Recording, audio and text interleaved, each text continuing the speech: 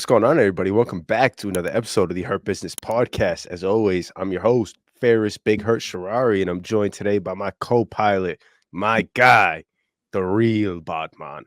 Yo, what up? What's cracking, Gosh, gang? I'm ready to talk, man. We got a lot to talk about here. A lot of shit's been going on in the combat scene. You know, some people getting cuts, doing some things. I never thought a day in my life I would sit there and listen to a 5-6 minute Instagram live between Jake Paul and Ryan Garcia. I never thought I would do that. Oh, you sat through that shit? I sat through it. And you know why I sat through it? Because Devin Haney, that's my guy. And he's been making a lot of claims. And I'm not going to lie. At first, I was like, you got to stop bitching, bro. You lost. You got to stop bitching, bro. But he's not letting this go. So, man, I mean, let's just jump right into it, man. So, the big headline, man, Ryan Garcia tested positive for performing enhancement drugs, man. That's crazy. But then when you look a little bit into it, I'll kind of explain. He tested positive for ostarine, and if you don't know what that is, I didn't know what the fuck it was either. But I did some research on it. And apparently, it's kind of like a muscle growth enhancer. So it's not like a physical strength SARM. It's more like one that will increase his muscle growth, essentially. So it's kind of like, if you think about creatine, it's kind of like, that's the way I'm looking at it. Is like, it's like that, but like on fucking 10, right? So he tested positive for that. But Ryan Garcia apparently was like, man, no, this is bullshit. I only took one sample before the fight, and he didn't take a sample, or he didn't take a sample before the fight. Apparently he had one after the fight. And so he requested a B sample, which essentially it basically just confirms the drug test for the A sample, essentially. So you piss in a cup, and it just confirms that shit's clean, right? But it came back positive. Like he took SARMs, but essentially there's a lot of different shit that has, like, there's a lot of pre-workouts. There's a lot of like natural, vitamins and stuff like that have very, very, very small amounts of this stuff in it. And that's kind of how it can seep in there, but it's so small that it's like very minuscule. But from what I'm reading on this, it's like he was like OD with it. Like, damn. Right. And so he's like, nah, I'm clearing my name on this shit. I'm getting that sample. I'm pissing in that cup. So wait, like he was OD in it in sense of like the sample, like the test came back where he was way above. Well, yeah, he was using a lot of that product. So it wasn't like, because like it's happened before in the past where a lot of guys tested positive for that kind of shit. Yeah. Where they'll take like a pre-workout and it'll have like a tiny amount of like, I don't know, some type of SARM or whatever, some PD. And it's so small and so minuscule that it doesn't even affect their body, but it's still in their bloodstream, essentially. Yeah. I think that happened to John Jones one time. John Jones did get caught doing major steroids. But that did happen to him one time where he had a tiny amount of it. I remember that. I remember when that happened. And they described it as like Olympic-sized pool, a grain of salt. Like, that's how tiny it is. Exactly. It happens. It'll happen to you too. Like, you take fucking creatine, it might have some shit like that in it, or like you take some pre-workout, it might have something in it where it's so tiny. Yeah. Shit happens. It's whatever. But Ryan Garcia was like on that shit. Yeah. But it's, the topic is, okay, it is just a muscle growth enhancement. It's not like a physical strength enhancement. And on the contrary, or on the same topic, Devin Haney was still eating left hooks. Like, it was like on steroids or not, he was getting hit by those and going to sleep. But yeah, I mean, we'll see in the coming days, maybe the next podcast, who knows? We'll see how that result comes out, to see, how, if he was using it before the fight too, after, it's like, we won't know until that news comes out. But damn, this dude was cheating. Regardless, like, he cheated, so we'll get more information on that in later time. But regardless, PEDs, man. We're not taking we're not taking away from the fact that he still beat Ryan or he still beat Devin Haney. That's not what we're doing here. He still won fair and square, but he still cheated. Yeah. Like at the end of the day, that's like you don't do that in combat sports, man. You do it the natural way. Exactly. Amen. Especially like in a sport where like it's you could die. You know what I'm saying? Like Yeah. it's you could legit hit your head on the canvas and it could be the end of everything. But Yeah, I agree. I liked what you said at the very beginning where Devin, I don't like as much like all the talking he's been doing since the fight. And now this like drug test pause, like now he has even more to run with. He already had the weight at the beginning, like the Yeah. 3 pounds made a much of a difference. I like, did it really? Maybe now with the PEDs, that definitely makes a difference. Yeah. I'm excited to see this storyline unfold. But yeah, man, it definitely takes away from the performance. Like if this is true, it takes away from like everything, and then that means they got to run it back, right? Yeah. And that and once that drug test comes in, like that shit never leaves. That shit takes so long for it to leave your body. There's no way you can mask it. So like the fact that like I don't know, it's kind of hard to believe sometimes because it's like, is Ryan Garcia that stupid? Like, does he have, was he doing this on his own accord? I highly doubt his coaches were putting him on that shit either. I don't know. He could have been doing some cocaine and then he had some shit in there. I don't know. There's just a lot, man. There's a lot of question marks. Could have, but enough on that topic. I definitely thought he was on drugs, not PEDs. Yeah. I thought he was on some booger sugar, like you said. I thought, he was in, in Oscar's room sniffing up. But yeah, that's the news that came out. So we'll see in the next coming days, hopefully, when that test comes in, and we'll confirm. Did you see Tank in the Frank Martin press conference? Or clips from it at all? It's been all over my Twitter. I'm sure it's popped up. Yeah, I don't. Nah, not into it. I don't know, man. It seems a little forced. Like these guys don't really hate each other.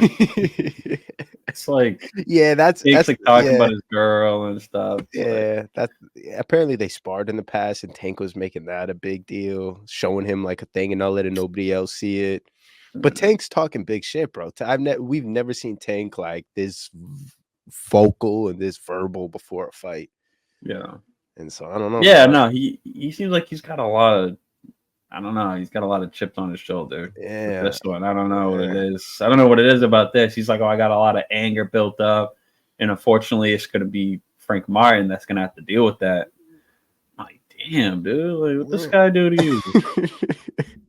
He's just like, damn, I'm here to fight. Like, I'm just trying to compete, man.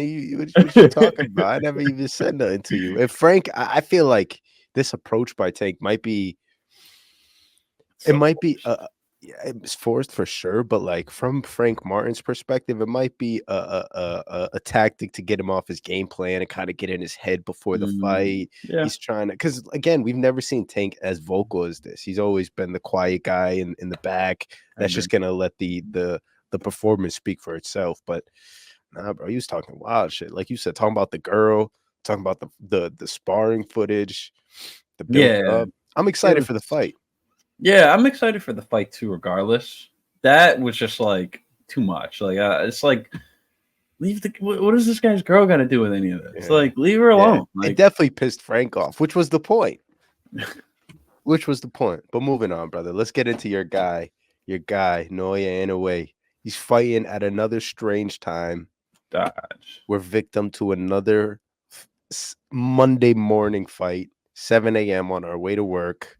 Or my way to work. I will be watching or listening to Naoya Inoue fight Luis Nery. He's gonna do it again, bro. He's gonna do it again. This is another matchup for Inoue where he can definitely shine on a big stage, not a US stage, but a big Japanese stage. And for all the belts, hopefully he gets the Ring Magazine belt with this W, because that's all he's missing to be undisputed at that weight class. Yeah, I don't know. Inoue doesn't really care about the belts too much. You don't think so? Nah. I don't think the Japanese really care too much about the belts. I think they want to make the best fights. They just want to fight. They want to fight the best. They want to be the best. Because a lot of them, you got to think, like, they mention every single American fighter every single Mexican-born fighter. That's all they talk about. They don't talk about other Japanese fighters. They just don't. Yeah. Naoya Inoue been talking about Stephen Fulton for years at this point. Yeah. And the fact that he was talking about before he even had a belt is insane to me. Like, that guy didn't even exist in my. He was even he was a figment of my imagination before 2020.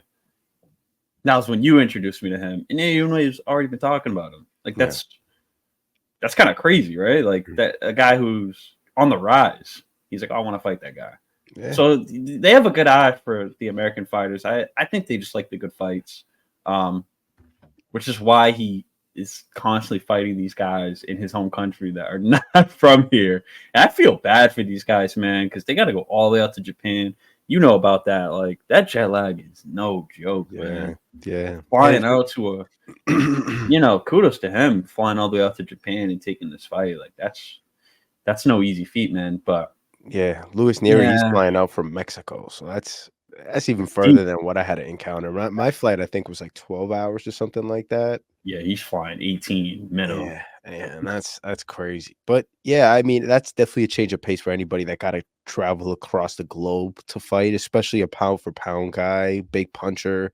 Yeah, he beat the shit out of my guy Fulton, and I'm still not over it. Fulton hasn't made a return since, and I know the return will be grand.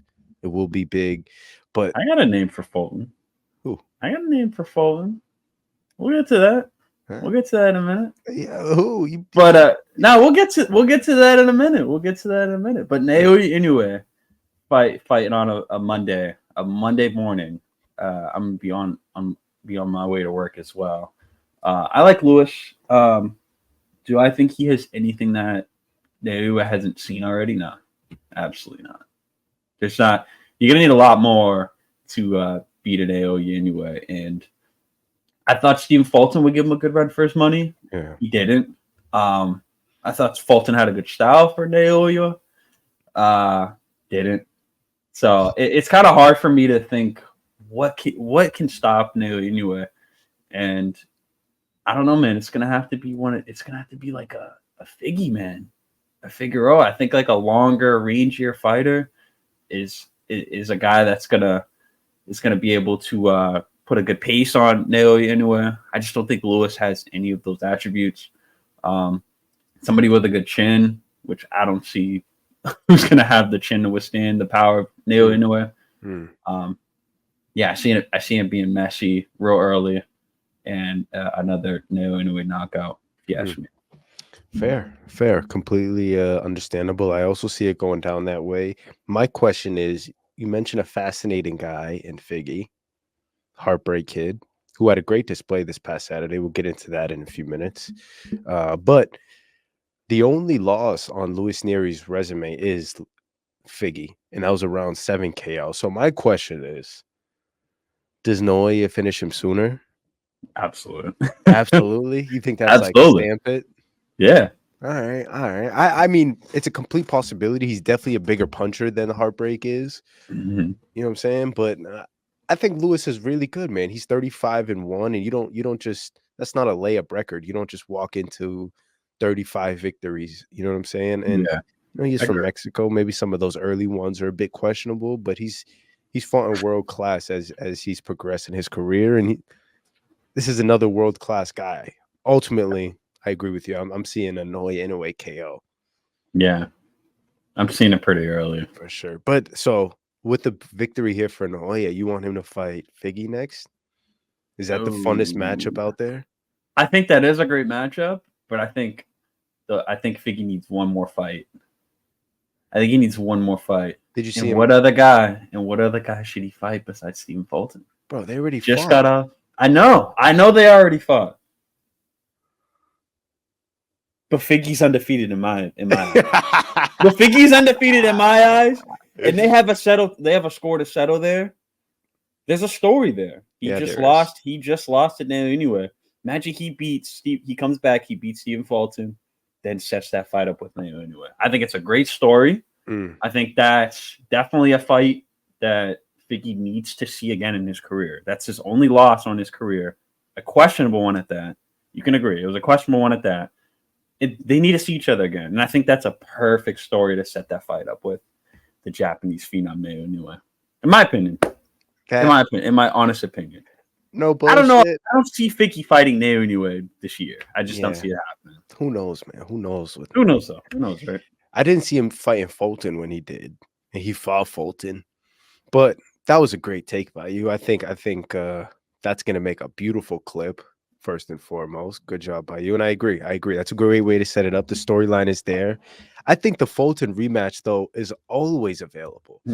When do you have the chance to fight an undisputed? You get the chance to fight Naoya Inoue, the knockout artist, undisputed world champion. You know what I'm saying? Like, that opportunity doesn't come up every time, especially like at this trajectory. Like I said, Figgy just fought this past Saturday. Naoya fights on Monday. Like, it aligns perfectly, but it also, Fulton's been out for a few months, so he's available whenever, almost too. Almost a year. Yeah. Almost a year. Yeah, it's been a minute. Couple months. It's been a year since they fought. July of last year. Yeah, it's been a minute. Damn, a year flies by, man. It does. But that's a type of loss. You know, he's never been in that. He's never been in that kind of fight before in his life. He's never taken that kind of damage before in his life. He's never fought that kind of fighter before in his life. So that kind of time off is well needed. You know, you definitely have to go back to the drawing board for that one, because that was a humbling ass whooping. But I think that is the perfect fight for Steve Fulton to come back to, man. He's been off. Yeah. You know, he can fight a Figueroa again. I get from his perspective, it doesn't really make much sense, but hear me out. I feel like if he beats Figgy again, that sets him up. He'll be the WBC interim champ. That's a perfect fight for Naoya Inoue. There's some incentive there. Although, like I said, it's kind of hard making that kind of fight or making that kind of case to a Naoya Inoue who doesn't really care about the belts too much. Yeah. But there's some incentive there, at least for the organization, for him to get that rematch. I just don't see Figgy fighting Naoya Inoue right then and there. I feel like a Fulton win on his record, a guy who got knocked out by Naoya Inoue, a guy who he suffered his first controversial career loss. He beats him. That is a perfect setup. I agree. Perfectly. That's like a layup right there. It's like there's nobody else for him to fight at that point. Yeah. At least at that weight class. Then it's like at least at that weight class. Yeah. Right. Agreed, man. Beautiful points by you. You mentioned someone receiving their first career loss this past Saturday. Jaime Munguia. The O had to go. Here we go. And I know you really like him, so I'm not gonna. I also really do. I think that performance by him was eye opening. Like, people didn't even know who Jaime Munguia was. Yeah. Nah, it wasn't, man. Nobody knew who he was prior to this fight. Like, casuals were like, who's Canelo fighting? Canelo's fighting this weekend. And then, like, I try to tell them he's a lengthy power puncher, and they're like, whatever. And then they see a guy put on a performance like that. That puts you on the map, man. Especially like those opening rounds. Those opening rounds, he looked so good. And Canelo was patient. He sat there, you know, he was moving around. He got hit with some shots too. Don't get me wrong. Jaime was kind of landing. Yeah. But Jaime was doing this thing where he would like put his head out. You know what I'm saying? He would put his head out like that, right into Canelo's chest. And eventually Canelo started seeing that and throwing that uppercut. And we all see what happened in that third round. Fourth round. It was the fourth? My bad. Yeah, he dropped him in the fucking fourth. Yeah. Sat him down, bro. That uppercut was so gorgeous. Because he didn't throw it just once in that combination. He threw it, landed, threw some other shit, and then it came back again. Yeah. That shit was so gorgeous. Definitely the biggest moment of the fight. Because right after that, it seemed like Canelo just took over. Jaime Munguia just couldn't really get that momentum back. But on that same breath, Jaime Munguia really didn't stop bringing the fight at any point. Like, even when he got dropped, he jumped right back up and went right back to Canelo's face and brought the fight the whole time. And honestly, it was my favorite Canelo performance. I think top to bottom, like watching him just sit there and withhold all the punishment and pressure that Munguia was applying in that opening rounds. Like, those first 4 rounds, I felt like Jaime was dominating. And you started texting me, and I started to think like, uh-oh. But then I started to wonder, like, can he do this for 12 rounds? Is Canelo turned it around and just dominated, bro. Yeah. My favorite performance by far. But I want to hear what you think about the fight and your boy's performance. Yeah, I think that this was an interesting fight to say. I like looking at you when we talk, man. It's kind of weird when I just look at myself. Come on, man. You could just pull yourself back. You can just pull yourself back. Nah, because I like seeing your face look fair. I don't know what you're thinking when I'm talking, so it's kind of hard. You don't know what I'm thinking when you see my face, though. Yeah, but I can understand. I can see your facial expression when I talk. But anyway, yeah, I mean, all great points. You basically nailed a lot of things that I was going to mention. Jaime Munguia is known for that pressure. He's known for that relentless pressure he brings. He's got a lot of dynamite behind his hands.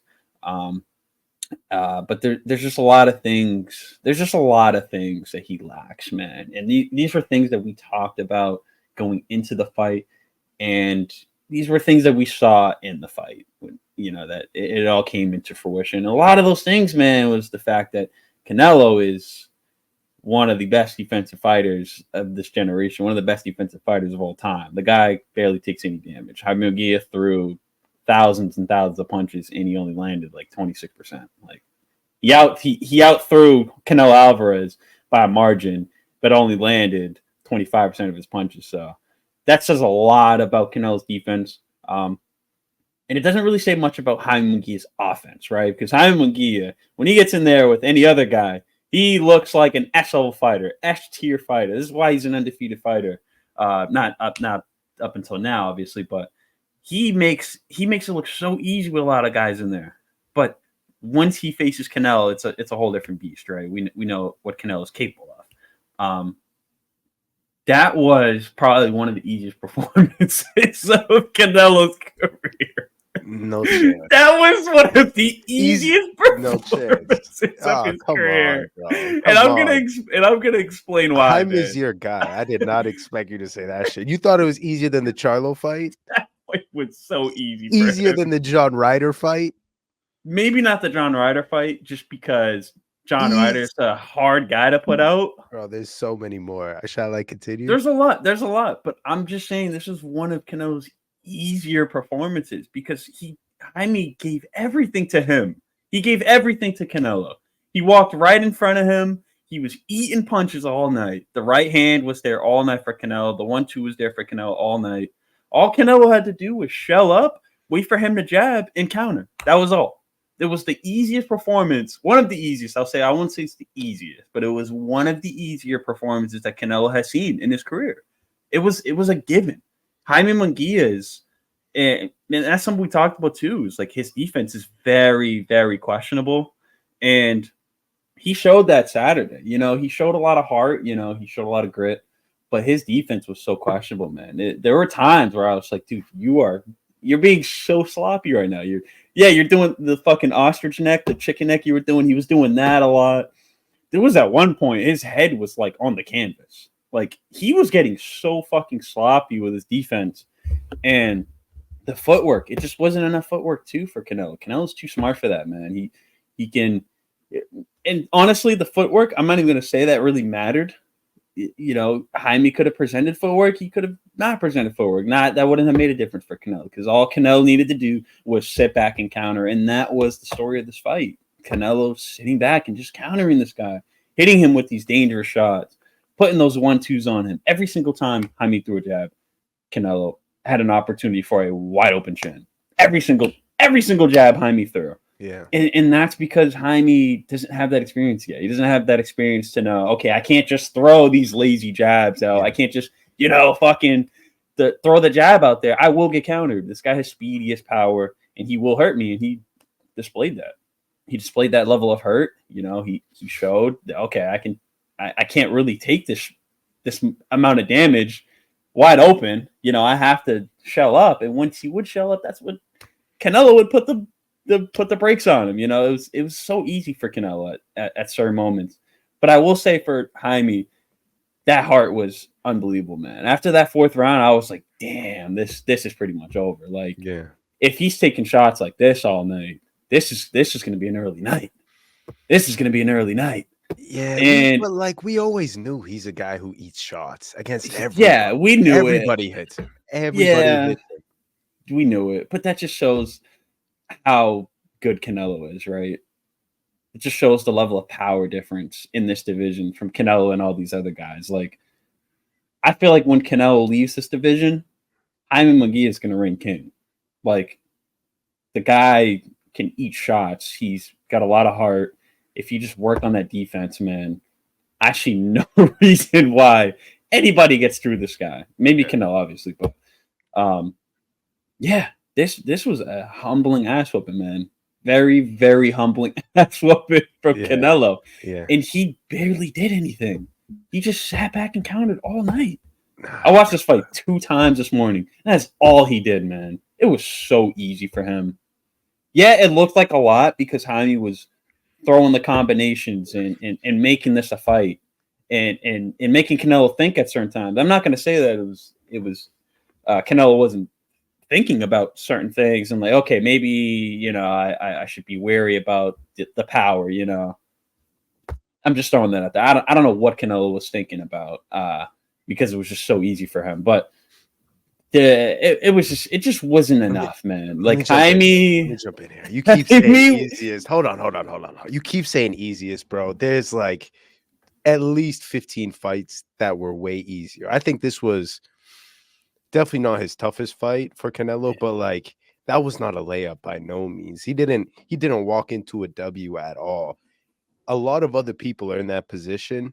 They don't drop Munguia.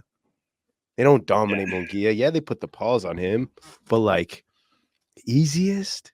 I think at any given moment, and this might be a crazy theory, I think at any given moment he could have finished Jaime Munguia if he wanted to. In that 12th round, he landed like 4 1-2s flush on Jaime's chin, and he could have put him out. What does he do? He clinches him. Canelo just clinches him. Why? Why not put more pressure on him? Why continue to just do a 1-2? Why not put more combinations and get the finish? He doesn't want to hurt the kid. He fucking stop it. No, that's what I'm saying.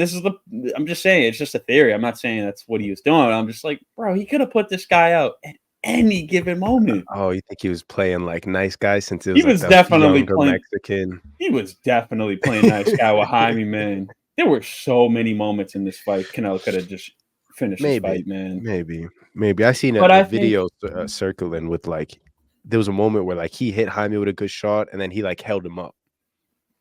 12th, it was a 12th round. I know exactly what you're talking about. I don't know. I was like, come on, man. Like, it doesn't get any more obvious than that. Like, but nonetheless, right? This was definitely a performance where both guys can learn from this, right? Like Canelo, I feel like Canelo learns from every fighter. Jaime definitely fighting the best guy in boxing right now, in my opinion. After that, like that's like I've never seen somebody reign a division as much as Canelo has. Like this guy looks invincible. Definitely a lot to learn, but Jaime has a lot more to learn, man. And that's kind of the point we have to get at, right? Because it doesn't even matter about Canelo.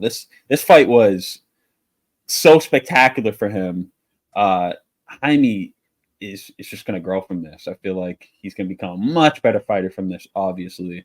I know it's a cliche thing to say, but it's kind of what you expect, and it's kind of what happens to a lot of guys. They just deal with a performance like this, and then they get better from it. Yeah. And like we said before, once Canelo leaves this division, I don't see anybody beating this kid, man. I'm be honest. Yeah, he's good. I don't see anybody beating him. He's damn good, man. He's damn good. Which is crazy take by you to call this the easiest fight, but not the easiest fight, one of the easiest.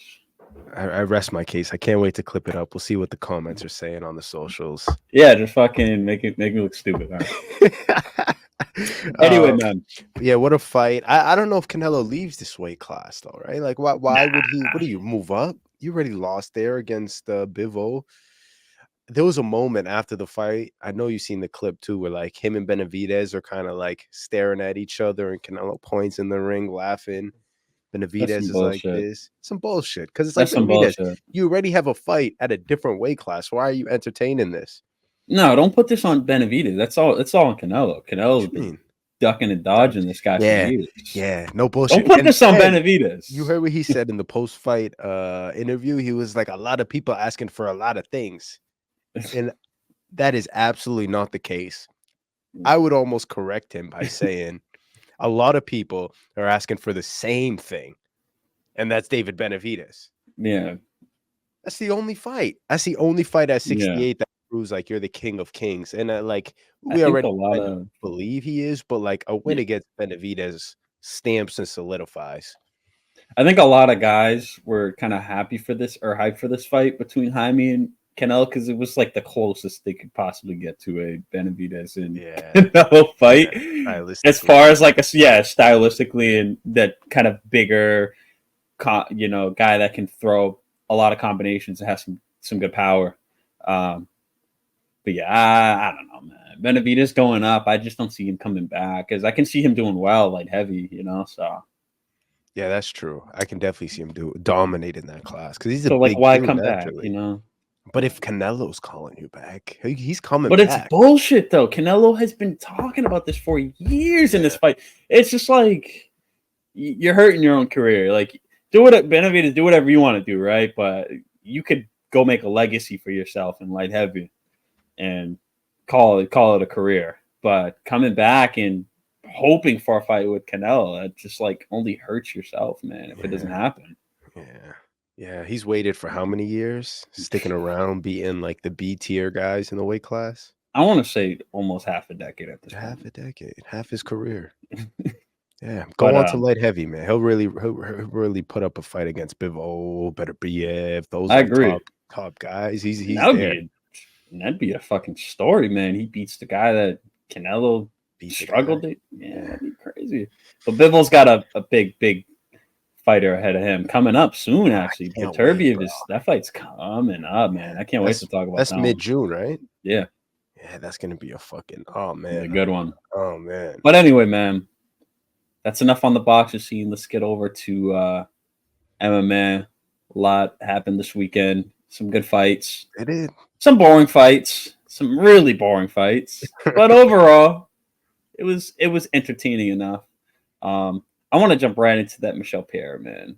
That was some absolute. When are we gonna stop? Like, that's where you want to start. This man, like, I know we love the backflips. We love him. Do we? I don't. This dude literally backflipped and kneed this guy in the fucking dome, bro. Yeah. Like that. At some point, we got to be like, yo, that's kind of illegal.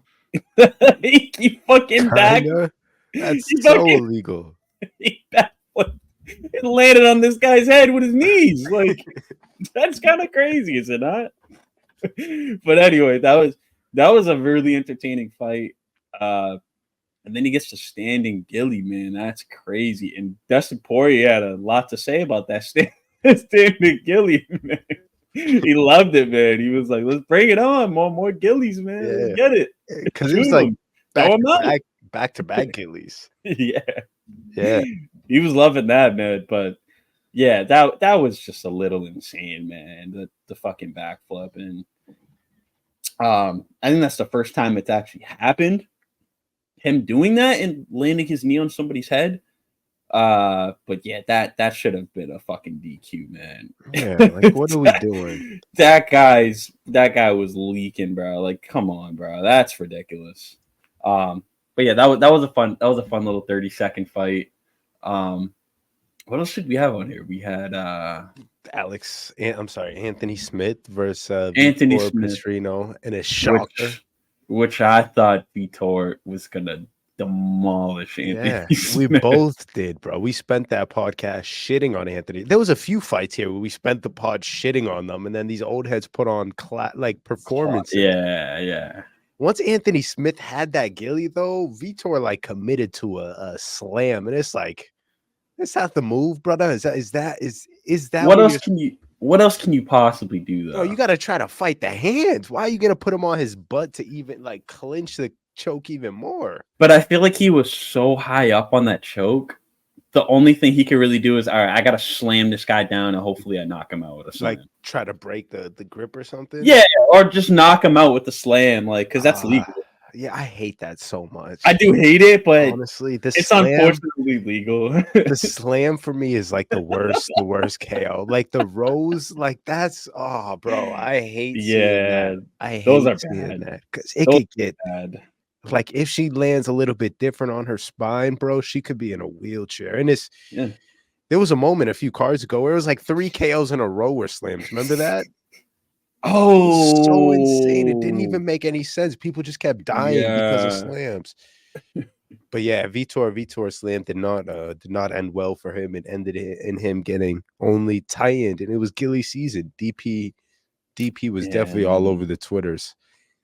Yeah, that was bad, man. I was like, damn, dude. I thought Vitor had that in the bag, but then he eventually just got way too tight.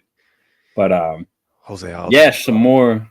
Oh yeah, before that, the fucking Brito versus Shore fight. That was the guy you were going in thinking was gonna win, and this guy came in the fight with a staph infection. Wait, who are you That's talking insane. About? Jack Shore. Oh, first Brito. Yeah, man. He was beating his leg, dude. Those leg kicks were nasty, man. And then his leg started leaking, and people were like, "Yo, what the fuck is going on?" And then the doctor was like, "Yeah, no, we got to check this out." Dude was digging in his fucking leg, bro. I was like, "Yo, this is disgusting." Yeah, it literally looked like a bullet. Oh, like dude had like a staph infection or some sort, and it just exploded.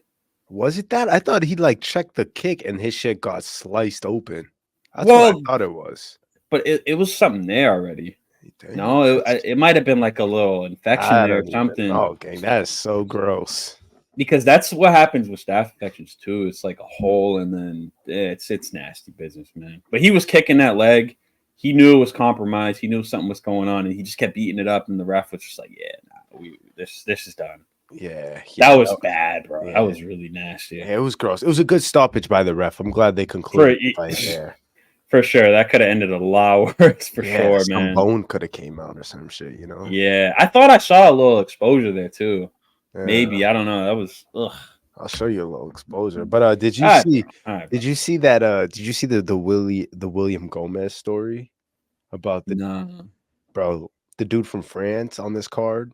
Apparently, he came in 3 pounds under, and he showed up on the scale. Oh, a complete zombie. Yeah. What the fuck happened there, bro? Yeah. Like to the coaches, to the people who are in charge of this, that is such a fuck up, bro. Like he has to fire all them people. Yeah. All them people. Because what I've been seeing is he fell asleep in the sauna and nobody went to check. Like not one coach. You got 4 people in your corner. Nobody goes and sees, yo, where's our fighter at? Yeah, that's kind of crazy. He slept in the sauna and he cut 3 extra pounds and he showed up on the scale looking like a dead human. Yeah, that was complete zombie. He was awful looking, man. That was a Brazilian fighter too, man. I felt bad. Nah, it was a French dude, bro. He was fighting a Brazilian. Oh, was he not?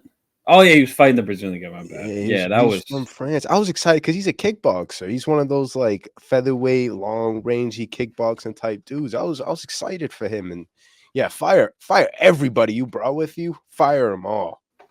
That's craziness. That's so fucked up, man. But That's so fucked up. I imagine there's some shit that goes on. That something went on behind the scenes. I can't imagine 4 people left that guy alone for that long. I can't imagine. Tell me a conspiracy. What you think? I'm not getting it. We're not getting into the conspiracies. I already gave my conspiracy earlier with Canelo, Steven Jaime Munguia's career. I already gave my conspiracy. We're not getting into it. We're not getting into this shit, man. We're not getting into this shit, man. I'll regress. Let's talk about. Man said an inside hit job. So they put the sleepy sugar in his drink, sent him off. That's crazy. But anyway, man, co-main. Yeah, Jose Aldo, man, you were wrong and I was right. That's all I'm gonna say. Bro, we were both miserably wrong. I remember talking about this. I gave my whole piece about we shat on Jose Aldo. Like, why are you coming back after retiring? You were already in the hall. You don't remember this conversation? No, bro? I did shit on him, but then I was like, he's gonna win. right at the end. I don't remember that. All right, speaking for myself, I was miserably wrong. I was so bamboozled by the version of Jose. Wait, you think it was rigged? Like it was rigged, yeah. What? He was ranked, yeah. Oh, ranked.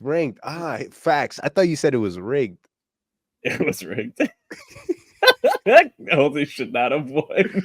Bro, and the shot that clipped him in the third round, it was Yeah. really, I was like, why? How? I didn't even see the shot. I mean, it was definitely something caught him after watching it back. And then Jose Aldo picked him up and slammed him on his head like a toddler. Yeah, that was a ass Dirty. whooping. And That was Jonathan an ass Martinez whooping. is good, bro. He's a good fighter. Just I don't know, man. Is he? Jose Aldo, like I don't know. It's like Is he after that? it's not a good showing on him, but like Jose Aldo, why would you do that to the kid? The guy, he's ranked already, gang. You're not ranked. Like now what? You gonna come back and make a title run? Like what? That's how Canelo should have done Jaime Munguia on Saturday. That's what Canelo should have done. Drinking beers?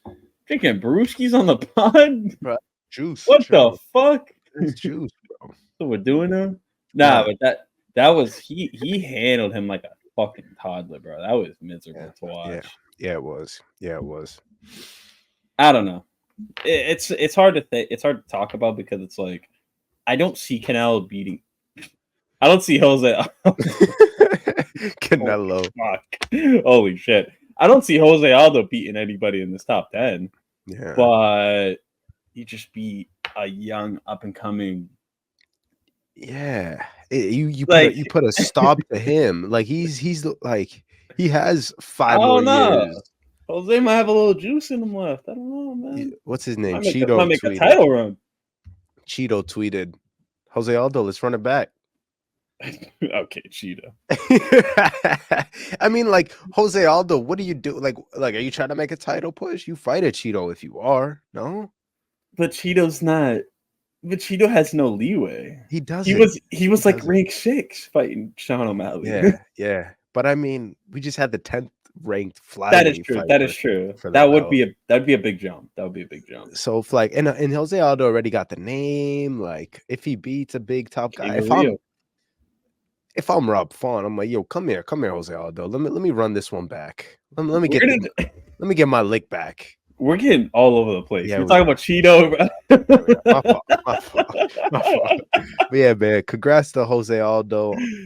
Yeah. And it felt like DC was milking the fuck out of that post-fight interview. I'm like, DC, 10 questions? Are we kidding? Hop on his meat, dog. Yeah, we can go into this main event. Yeah, like I'm half asleep, bro. This is a podcast. It was like fucking 1 a.m. by the time these fights ended. I'm like, come on.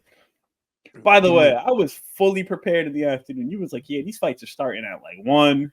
Bro, I thought I was wrong as fuck. I was ready too. I was miserably wrong. They were running on our time versus Brazil's time. Yeah, that was bad, bro. The sunlight was out, bro. By the time that event was the sun was Brazilian, down. I'm like, y'all want me to y'all taking my money and fucking up my sleep schedule? And this event was mid. And it was below mid. All right, main event time. Pantoja defends against Steve Erceg. What did you think about the performance by Pantoja? Odd yeah. to say the least. Say the least. And I think it kind of goes without saying, right? Pantoja took this fight, and Erceg, I guess you can say, took a very. Let me rewind that. Erceg took a very tough fight on a very, very short notice. A lot at stake for Pantoja here, obviously, taking a dangerous kickboxer, a guy he's not familiar with, a guy he had no preparation for, a guy he's seen before, for sure. He's fought on guys like this, but Pantoja still came in very, very odd. Very, very odd. I don't know what it was. I can't really pinpoint what it was that was throwing me off, but I think maybe he came in. I don't know. Maybe it was like something with the weather. I don't know what was going on, man. But he was just slow in there. He had no energy, dude. He was shooting way too much takedowns for my liking. Granted, he was getting them, but that's just not the style fighter he is. Like he'll typically stand in there and bang with you. You know, he'll slip in the pocket, get in and out, and make it an exciting fight. But it was just fucking boring up until the fucking fourth round, dude. It was so boring. Yeah. It was so boring. And Erceg didn't really make it a fight until the fourth round, I would say. We could argue the second round was a little competitive for him, but that fourth round was all his. And I was like, oh shit, finally we're getting somewhere. And then we get to the fifth round, and he's beating the shit out of Pantoja even more. He's bloodying him up even more. He lands another elbow. Both of his faces, like both sides of his face, have blood leak. Dude, those cuts, I swear to God, man, these guys get so unfortunate with these cuts sometimes. Well, how the fuck how do you get a cut right on your hairline, man? Like, that is so unlucky. Yeah. He gets one right above his eyebrow, and he's just got blood pouring into his eyes, man.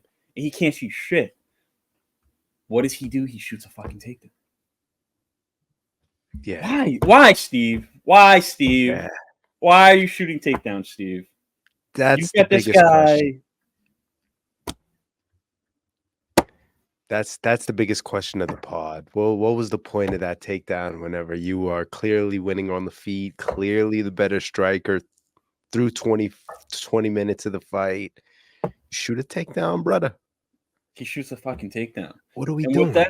With that said, and I don't really like what his coaches were saying to him, saying, hey, you're down 3. Take your time. Don't worry. What kind of fucking advice is that? When that second round, that could have been a toss-up for anybody. Like, this very close round. And then he argued, like, no question about it, won the fourth round. And he's winning half of the fifth round. And he shoots a fucking takedown. Like, that's just horrible. That's just horrible coaching advice right there, in my opinion. But then also, I was just so confused why he would shoot a takedown. How many takedowns did he have in the fight? 1 out of 7? You can't take Erceg. You can't take him down. Like that's out of the game point. Like he's just way too. He read it from a mile away. He knew the takedowns were coming. He tried to throw the jab and then shoot the takedown. It was like it was just an odd performance in that fifth round from him. I thought he should have kept on the feet. I don't know why he was so eager to get this guy to the ground. Maybe he was like, all right, if I get him down for the last 2 minutes, I lock this round in. You know, he's risking losing the fifth round, standing and banging with this guy. But it's just so odd because he did not realize he was better than him on the feet. Yeah. I think it's the coach's fault too, kind of. Like, you should let your guy know where he's excelling in the fight. He was clearly winning on the feet. He had beautiful combinations, incorporating the elbows, slice up Pantoja. Yeah, it was just it was odd, man. It was odd on both ends. Bad decision though. That takedown in the fifth round is like the biggest question mark in this fight. It's like, why? Yeah. What? Like, you were clearly piecing him up and you shoot. Yeah. I don't know if that was like a self thing. Like, I want to prove that I can take you down. Was it one of those? Was it like, I got to prove to the judges that I can take you down? That's what I'm confused about. It's because he had a very clear path to victory, but he deviated from that path. Yeah. I don't know if it was just the shining lights. I don't know if it was like all the empty seats in the building. Like, I don't know what it was that made him want to shoot a takedown 2 minutes into the fight where the guy's leaking out of both eyes. I don't really understand the game plan there. Very strange, man. Pantoja wins. Yeah, Pantoja and still. And I'm gonna be a little less critical on Pantoja because I really like him, man. I'm a fan, I would say. I like his style. There was no point of that fight where he backed down or like he didn't stop bringing the fight to Erceg. And that's like what champions do. And his style is always so fun, and he makes this flyweight division fun. So I'm glad he retained his belt. But Steve Erceg, he gained a ton of stock, bro. He went the distance with the guy who doesn't usually go the distance with people. And he put a pace on Pantoja, and people don't usually do that to him. Yeah. So I'm impressed with Erceg. I'm impressed with Pantoja. Shitty card all in all. There were people like not even there. So yeah, there was so many empty seats in that building. It was alarming seeing how many empty seats were in there. But not the best card. Not the best card you expect out of Brazilian UFC event, right? Like, Yeah. could have been a lot better, but overall, I'm not hating on it. It had like some good moments in there, some funny moments. Michelle Pierre kind of saved the show a little bit. Ah, come on. And then seeing Anthony Smith smile, honestly, us shitting on him, that was kind of nice. Like, I'm not gonna lie, and fucking Bruce Buffer, and now yeah, that's the winner. that was so awkward. He was like, and "Don't still, fucking do this." He was like, "Don't fucking do this, man." and still I've earned this. undefeated. Yeah, yeah. The one time I win. The one time I win, it is like I feel for the guy. But good event. Yeah, Not the best, yeah. but good event. Yeah, good event. There's another UFC card this weekend coming up. Little fun boxing fights. We'll be sure to cover those in the coming days. Thank you to the listeners if you made it to this part of the podcast. As Josh is becoming a hangry co-host, we'll get up out of here. We'll catch you guys on the next one.